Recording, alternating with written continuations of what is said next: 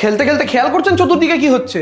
এই কয়েকদিন আগে কলকাতায় একটা বিরিয়ানির বিজ্ঞাপন দিয়েছিল একটা সংস্থা, তাতে ছিল মা দুর্গার মুখ, আর তাতেই বিজেপির উগ্র হিন্দুত্ববাদীরা জ্বলে পুড়ে ছাড়খাড় বললো মা দুর্গার মুখের নিচে কেন থাকবে বিরিয়ানির ছবি। এই মূর্খগুলো বাইরে থেকে এসে ভুলে গিয়েছে যে বাঙালি অষ্টমী নবমীতে কবজি ডুবিয়ে বিরিয়ানি খায়, বাঙালি খাসি খায়, চিকেন খায়, এটা বাংলা।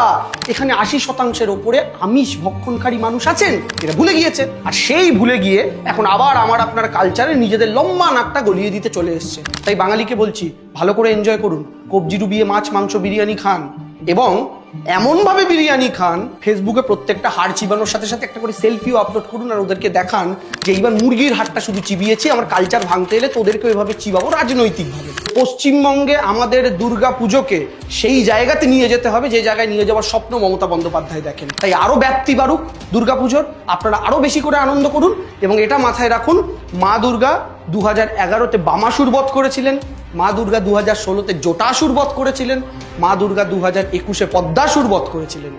এবার এই পদ্মাসুর বামাসুর জটাসুর মিলেমিশে একটা কিম্ভূত কিমাকার অসুর তৈরি করেছে। এটা আসছে, আমাদের দেবীকে আবার রূপ ধারণ করতে হবে, আর সেই রূপ ধারণ যেন দেবী করতে পারেন তার জন্য ব্রহ্মা বিষ্ণু মহেশ্বর আর সকল দেবতার শক্তির প্রয়োজন।